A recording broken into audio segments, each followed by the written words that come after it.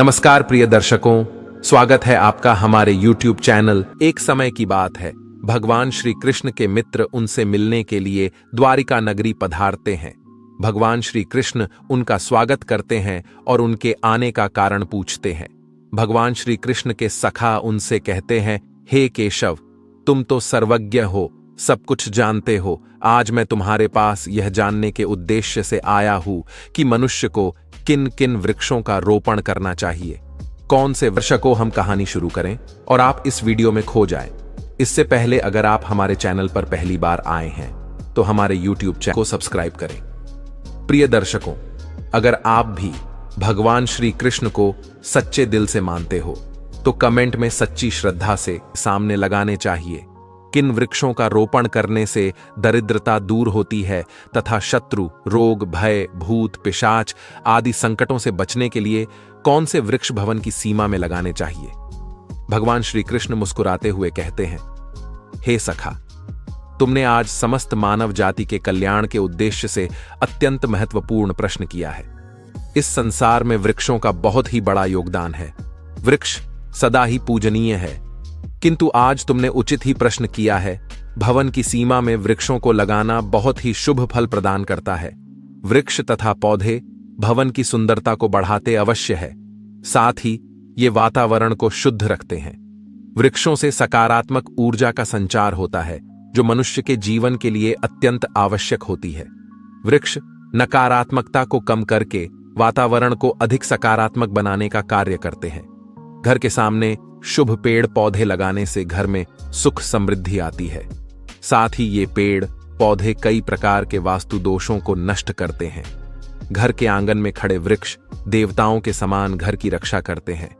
हे मित्र, भवन के पास कौन से पौधे लगाने चाहिए और कौन से नहीं, इसके बारे में बताने से पूर्व मैं तुम्हें एक प्राचीन कथा सुनाता हूं, जिससे तुम्हें समझ में आ जाएगा कि वृक्षों का तथा पेड़ पौधों का भवन के पास लगाना कितना शुभ होता है और कौन से पौधे भवन के पास लगाने से दुख एवं दरिद्रता आती है। जो भी मनुष्य इस कथा का श्रवण करता है, उसके सैकड़ों पाप नष्ट हो जाते हैं और उसकी दरिद्रता का नाश होता है।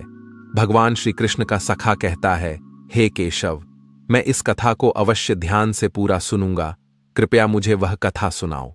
भगवान श्री कृष्ण कहते हैं, हे सखा, पूर्व काल की बात है। मध्य देश में एक अत्यंत शोभायमान नगरी थी। उस नगरी में धनेश्वर नाम का वैश्य अपनी पत्नी सुमति के साथ निवास करता था। धनेश्वर भगवान विष्णु का भक्त था और वह नित्य भगवान विष्णु की पूजा करता था। धनेश्वर की पत्नी भी सुशील और गृह कार्य में दक्ष थी। घर में धन धान्य की कोई कमी नहीं थी। भगवान की कृपा से उसके पास सब कुछ था। इस प्रकार से अनेक दिन बीत जाने के पश्चात धनेश्वर की जो पत्नी थी, जिसका नाम सुमति था, उसने अपने आंगन में कुछ वृक्षों का रोपण किया और नित्य उन वृक्षों को जल चढ़ाकर उनकी सेवा करने लगी। किंतु धनेश्वर की पत्नी को वृक्ष रोपण का ज्ञान नहीं था। उसे जो वृक्ष प्रिय लगे उन्हीं वृक्षों का रोपण उसने किया। जो वृक्ष अशुभ होते हैं उन्हीं वृक्षों का रोपण उसने अपने घर के आंगन में कर दिया, जिस कारण से उस वैश्य धनेश्वर को व्यापार में काफी सारा घाटा होने लगा। उसके घर में रोज कलह होने लगा। पति पत्नी में बार बार क्लेश होने लगे। उन दोनों के जीवन में अनेक कठिनाइयां आने लगीं। धनेश्वर का सारा व्यापार डूब गया और उसका सारा धन भी नष्ट हो गया। अब धनेश्वर के पास अनाज भी खरीदने के लिए पैसे नहीं थे। वे भूखे ही रहने लगे, जिससे क्रोधित होकर उसकी पत्नी भी गुस्सा करने लगी। वह अपने पति को कोई काम करने के लिए कहती। फिर धनेश्वर काम मांगने के लिए गांव में घूमने लगा, लेकिन उसे कहीं पर भी काम नहीं मिलता था।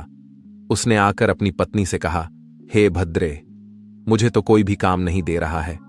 अब मैं कहां पर काम खोजने जाऊं। वे दोनों ही पूरी तरह से हतबल हो गए थे।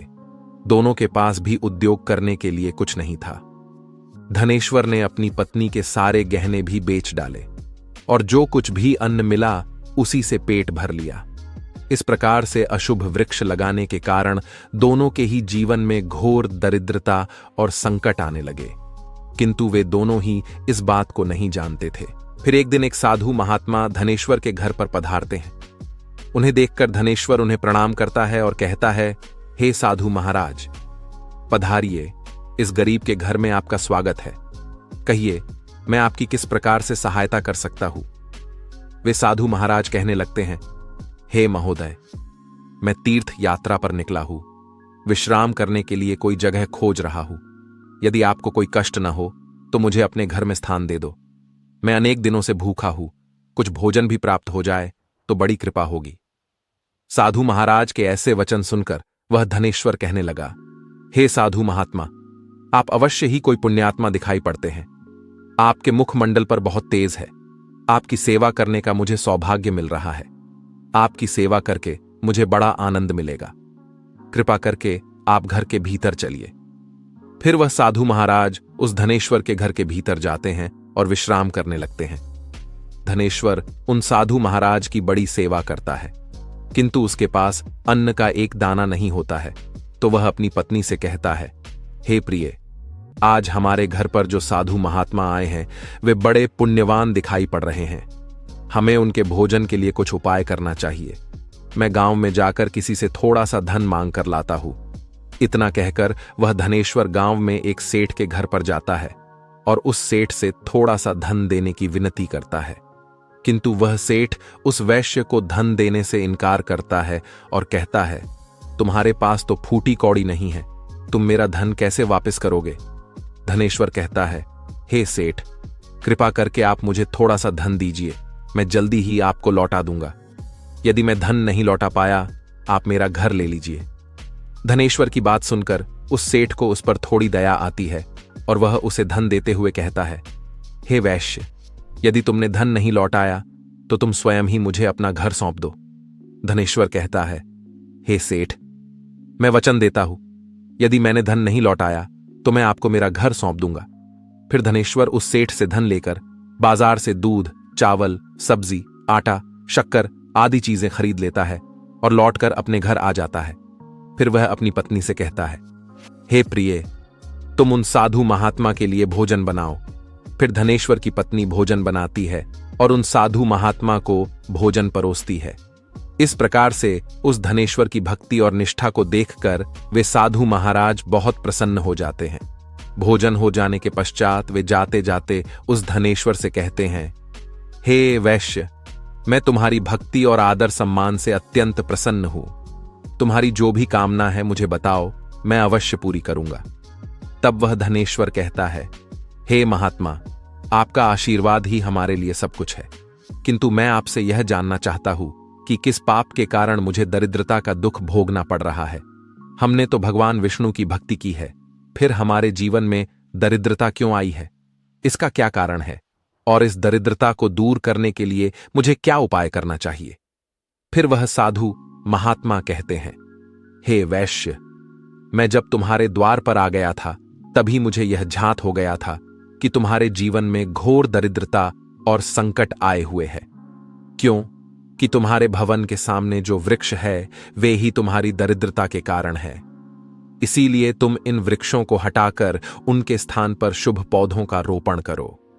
तुम्हारी पत्नी ने तुम्हारे भवन के सामने जिन वृक्षों का रोपण किया है वे अशुभ वृक्ष हैं, उन्हीं के कारण तुम्हारी ऐसी दुर्दशा हुई है। धनेश्वर कहते हैं, हे महात्मा, कृपा करके मुझे बताइए कि घर के सामने कौन से वृक्ष लगाने चाहिए जिससे घर में सुख समृद्धि हो, और कौन से वृक्ष नहीं लगाने चाहिए। कृपा करके आप मुझे विस्तार से समझाइए, मैं आपका बड़ा आभारी रहूंगा। फिर वह साधु महात्मा कहते हैं, हे वैश्य, ठीक है, अब मैं तुम्हें उन शुभ वृक्षों के विषय में बताता हूं जिन्हें घर के पास लगाने से शुभ फलों की प्राप्ति होती है। इसीलिए तुम ध्यानपूर्वक सुनो। हे वैश्य, किसी जलाशय के समीप पीपल का वृक्ष लगाने वाले मनुष्य को जो फल मिलता है वह सैकड़ों यज्ञों के समान होता है। जब पीपल के पत्ते उस जलाशय में गिरते हैं तो वे पिंड के समान होकर पितरों को तृप्ति प्रदान करते हैं। इससे सभी प्रकार के पितृ दोष समाप्त हो जाते हैं। जो मनुष्य नित्य स्नान करके पीपल को स्पर्श करता है वह सभी पापों से मुक्त होता है और कभी पराजित नहीं होता है। पीपल को स्पर्श करने से लक्ष्मी की प्राप्ति होती है और उसकी प्रदक्षिणा करने से आयु में वृद्धि होती है। पीपल की जड़ में श्री विष्णु, तने में शिवजी और अग्रभाग में ब्रह्मा जी स्थित रहते हैं। अमावस्या के दिन पीपल को प्रणाम करने से जो फल मिलता है वह 1000 गाय के दान के बराबर होता है। इस संसार में पीपल के समान कोई वृक्ष नहीं है। साक्षात श्री हरि इस वृक्ष के रूप में पृथ्वी पर विराजमान है। पीपल के वृक्ष को चोट पहुंचाना अथवा उसकी टहनी तोड़ना महापाप माना गया है। ऐसा मनुष्य एक कल्प तक नरक में रहता है और जो पीपल को जड़ से काटता है उसका कभी नरक से उद्धार नहीं होता है। हे वैश्य, अब मैं तुम्हें दूसरे वृक्ष के बारे में बताता हूं। आंवले का फल समस्त लोकों में प्रसिद्ध और परम पवित्र है। आंवले को लगाने से स्त्री और पुरुष जन्म मृत्यु के बंधन से मुक्त हो जाते हैं। यह पवित्र फल भगवान विष्णु को अत्यंत प्रसन्न करने वाला एवं शुभ माना गया है। इसको खाने से सभी पापों से मुक्ति मिलती है। आंवला खाने से आयु बढ़ती है, उसका जल पीने से रोगों का नाश होता है और आंवले को जल में मिलाकर स्नान करने से दरिद्रता दूर हो जाती है और सभी प्रकार के ऐश्वर्य प्राप्त होते हैं। जिस घर में आंवला सदा मौजूद रहता है उस घर में कभी दैत्य और राक्षस नहीं आते हैं। एकादशी के दिन अगर आंवला मिल जाए तो संसार के सभी तीर्थों से बढ़कर फल प्राप्त होता है। अपने केश में आंवला लगाने वाला फिर से मृत्युलोक पर जन्म नहीं लेता है। जिस घर के सामने आंवले का वृक्ष होता है वहां पर साक्षात लक्ष्मी नारायण निवास करते हैं। तीसरा है अशोक का वृक्ष। अशोक के वृक्ष में अप्सराओं का निवास होता है। यह वृक्ष शोक का नाश करने वाला तथा निराशा को समाप्त करने वाला होता है। इस वृक्ष को घर के पास लगाने से घर में सुख शांति बनी रहती है। अशोक का वृक्ष शीतलता और यौवन प्रदान करने वाला होता है। मां लक्ष्मी ने जब देवी सीता के रूप में अवतार लिया था तब रावण द्वारा अपहरण करने के बाद उनका वास अशोक वाटिका में था। अशोक के वृक्ष ने मां सीता की बहुत सेवा की थी।